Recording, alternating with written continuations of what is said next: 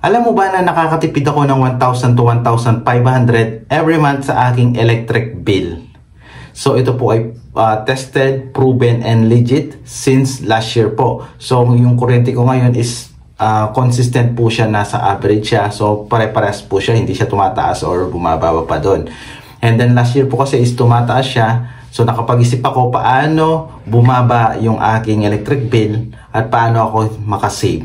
So i-share ko po sa inyo kung ano yung mga bagay na aking ginamit at para sa inyo din po ito.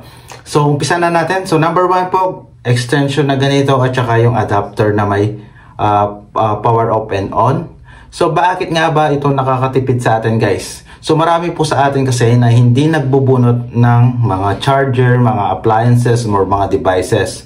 So minsan kasi mahirap bunutin ang mga appliances natin sa mga outlet natin, sa mga extension natin. So ito, guys, turn on and off mo lang siya. So naka-off na po siya. Hindi ka na siguro tatamarin pa na pindutin mo lang to para hindi na mag-consume ng power yung ating mga appliances or devices. Alam nyo ba kasi, guys, kahit na nakapatay yan or hindi natin ginagamit yung mga appliances natin pero nakasaksak pa rin sila sa mga outlet natin, is nagko-consume pa rin sila ng small amount of energy or power po. Kaya kahit naka-off yan or basta nakasaksak, is nagko-consume pa rin po sila ng small amount of power. So mas maganda na rin po na nakapatay talaga sila. For example po, guys, is yung UPS namin dito is sira na po. Sira po yung battery niya. Still nagwo-work naman po yung UPS.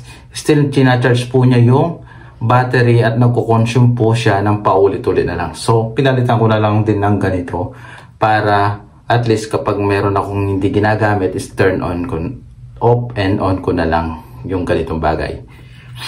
Next po natin is bulb. Ito pong ilaw natin sa bahay. So marami po sa Shopee na nagbebenta ng mga ilaw na pailaw sa tahanan natin is medyo malaki yung wattage or watts. So sa bahay, guys, meron akong 11 watts, 9 watts, 7 watts, 3 watts. So ito po is depende po sa usage. Sa akin po kasi is applicable ito.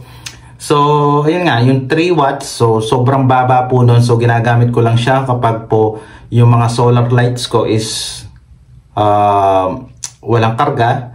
So kailangan natin ng gabi. So yun nga yung ginagamit ko, yung 3 watts na bulb. Pero sa mga kusina or sala is nasa 11 or 9 watts ako. Sa kwarto, 7 watts. So nakatipid po ako pagdating sa wattage. And then of course, sa power, nakatipid po ako. And then, example naman po, yun sa mga Shopee is nasa 50 or 100 wattage.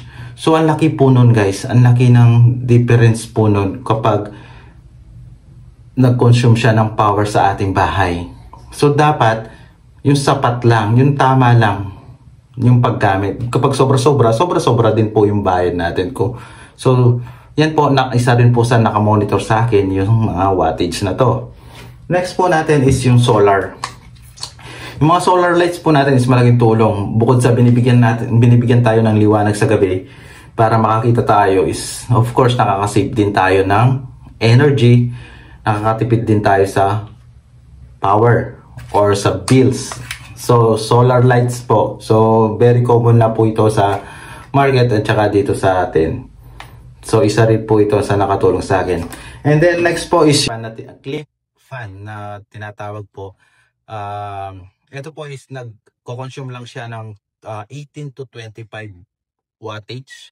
So compare sa mga ordinary na ceiling fan or electric fan is nasa 50 to 60 wattage nila. So yung clip fan po is nasa 18 to 25 lang. So yung sa akin kasi is kinuha na. So iniram lang, hindi na sinuli. Tapos yun nga, gumawa na lang ako ng DIY na 12 volts na electric fan na converter na lang siya para mababa pa rin yung wattage. Actually nasa 20 lang, pero yung lakas niya is hindi naman siya ganun kahina, hindi rin naman siya ganun kalakas. So sapat lang, hindi na sacrifice yung quality, hindi na sacrifice yung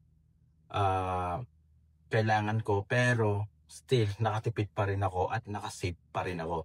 Of course, dagdag ko na rin guys, kung gusto nyo talaga makatipid sa bahay natin is monitor natin yung mga malakas kumonsumo ng mga wattage or watts na mga devices or appliances.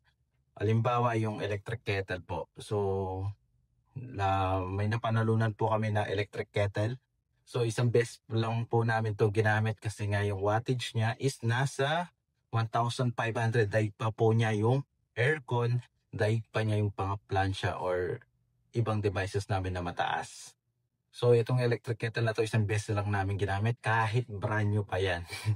Nandun lang siya, naka-stock lang siya. So yun nga guys, so monitor lang natin yung mataas na wattage natin tulad ng mga aircon,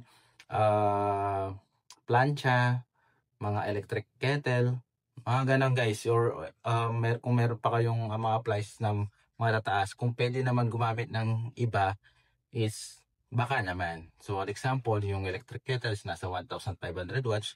So yung alternative po nun guys is magpapakulo na lang ako ng tubig pagdating sa pagkakape ko, di ba? Hindi pa malakas yung konsumo ng power ko, di ba? Halimbawa, yung mga rice cooker, ganyan. So, monitor lang guys. And then, dapat kailangan rin natin ng disiplina. Pagkatapos natin gamitin yung mga appliances, mga devices, kailangan rin natin of course bunutan yung ating yung mga gamit natin. Huwag natin hayaan nakababa dyan na nagkukos pa ng sunog, nagkukos pa ng unsafe na sa ating sa bahay natin, di ba? So, safety na rin yung ating bahay, di ba? So, kung nagustuhan mo ating video guys, is please like naman, subscribe na rin sa aking channel. So, maraming salamat. Thank you.